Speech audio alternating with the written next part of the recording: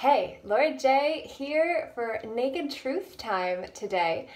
And I wanted to say I sat in on a hearing with a man that was going against the extortion that is against him for a marriage that ended, which is actually when you bring a third entity into the dynamic between the two. If you didn't know, that's why it's so much more difficult to get out of than if you are a common law partnership, because until you actually invite the entity into your dynamic, it's just between the two of you.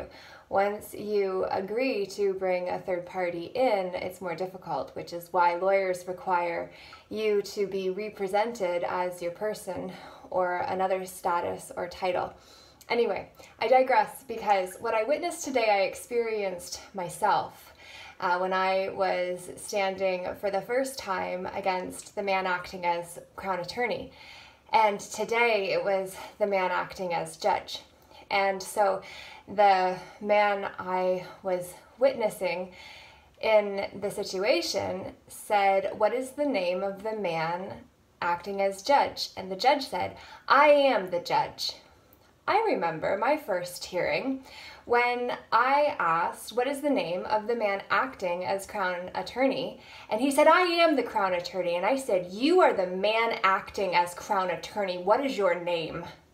With that level of seriousness, because I meant it. And I believe that it is time for us to stop letting men and women wear suits of protection. And it is time for us to call them to account as men and women in their private capacity, who may choose to sometimes occupy a professional perspective or position that causes them to act on behalf of, becoming half of, a corporate entity that requires their lifeblood in order to fulfill the orders and measures that the corpse is prescribing to the people. Prescribing, prescripting, scripting ahead of time that we then buy the line, hook, line, and sinker of, or we say no effing way and reframe and rescript and actually be who we truly are, naked and real without any suits on. I believe this is what is required, and I think it's interesting how the lighting changes and I can see the tonation within me, which then is about colors of law or colors of right, which is where plausible deniability comes in. Because when someone thinks that they are acting in the right, then they can bring in all of the colors of why they thought the thing that they were wrong about was right, and then they are able to get off scot-free. Scot-free is said to be connected to free and able to live your life and love, because you took your suits off and got home to go and play as the man or woman the one wearing the suit was the whole time. It's just the suit superseded who they truly were. And that is why in the book that I wrote and finished and submitted yesterday, the manuscript of for publishing, which could be out next month, so I'm still waiting its early stages for the official launch date, which I would be so grateful for your support in, because I share my own story, which does include the trial, which now I've received an email today to say, would you like a trial date in October 31st or a date in November? And you have to reply before. But I also have the June 10th date, which is when I was told would be the trial in the first place, which they still haven't gained jurisdiction over me because I've maintained my standing as a woman in my private capacity with all common law, unwritten and unlimited rights, reserved at all times. And so they are bringing a false claim into a public court in front of me, and they are trying to cause me harm, loss, and fraud, which is what the man or woman acting on behalf of the corpse is doing, not the corpse itself, because the corpse is a dead entity.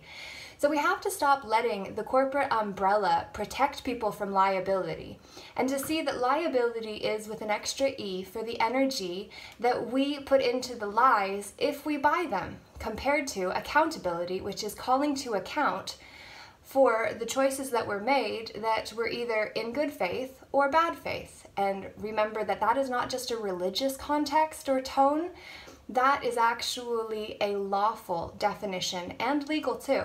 So, legal and lawful are different. These are the things we need to know, yo.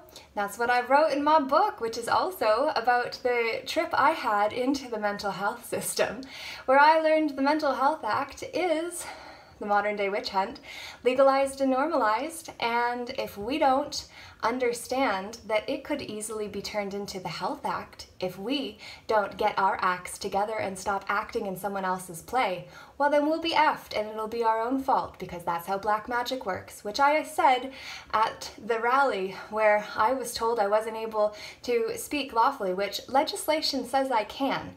The corporations are bound to it if we reference it properly. But if we use that to say, these are my rights because they're written, well, actually, that means we're under the jurisdiction of the one who wrote the laws that we're referencing, unless we use CF or compared to as part of how we're referencing the legislation to say, I am aware you are bound to these rules. I, as a woman in my private capacity with all rights reserved at all times, am not.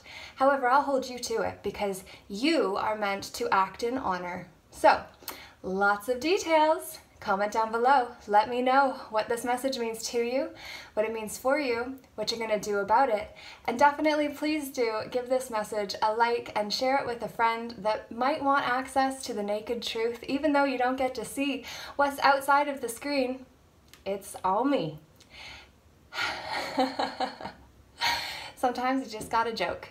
And you gotta recognize how the Joker in the scared side, which I fully embodied, and I write in the epilogue of my book also, right before I went over the edge, I did a video on that, which is pretty embarrassing because I was totally unbalanced, ungrounded. My energies were not integrated, and I was calling out patterns that probably I shouldn't have, maybe, because culturally they're not something that you talk about in polite society. However, the Joker in the sacred side is also the one that is able to say, I don't care if you like me, because it's really not about me anyway. Because how can you possibly like me if you don't like yourself? And how could you possibly like yourself if you have so much scared within you that you haven't owned because you've never faced the shadow and therefore you just run from it? How could I possibly ask you to love me or like me? So I don't. And I simply say, I love me. And I love you also because I have a lot of love to give. And everyone that is causing harm, loss, or fraud to another, I would recommend you get your accounts in order because we're cleaning house. Individually, no, in divide you all, or in divide you ally. Be a friend to yourself, be an ally to yourself. Recognize an ally is a military term, which is where the Admiralty Maritime Law comes into our common vernacular, which is how we commonly speak to one another. Common being a definition related to prostitution also, which we all have an inner prostitute who's either scared or sacred. These are the things that we have to stop denying because our denials will be used against us in the court of law, which is multiple jurisdictions, and it is upheld by ones who speak a different language, which is very similar to English, and yet not the same because it's called legalese, which is not the same as English. Their terms and definitions are different, which is why we, when standing for ourselves as ourselves, must have our own terms and definitions that we submit ahead of time. I don't know whether surrender or submit is the right word for anything, because if you submit, is that not bowing down to a superior, which then would enter us into a hierarchy where someone has a higher standing than what we do? As men and women, we stand together on common ground. We are equal until we bring in the energy of number two, because we put a status, a title, or a personage onto somebody to make them other than they originally were. So the man acting as judge this morning, or the man acting as crown attorney when I first faced off with him via phone instead, so that I wasn't surrendering my location and then falling under their jurisdiction, which are all ambiguous and dangerous zones to tread, because ultimately when you're in a trap and you're dealing with trappers, it's a very dangerous game to play. And yet were each of these men born a judge or a crown attorney? No. So they are not what they claim to be, and we have to hold them to account. And when they say they are something other than what they actually are, we say, no, you are a man or a woman as we were born. And that, I know, is controversial in and of itself, because now we've got the transhumanism and the trans movement that's going on to make it about transactions between men and women that think it's better to be other. But actually, what we originally are is what we are most powerful as. I'm sweating like a mofo, so I'm gonna get going, but I don't want you to be taking the stand and sweating like this against a man dressed up in a suit that says he has command over you because he pretends to be something you don't realize he's not. And now, hopefully, you do. So, that's all I gotta say today. Lover J, namaste, namago for today.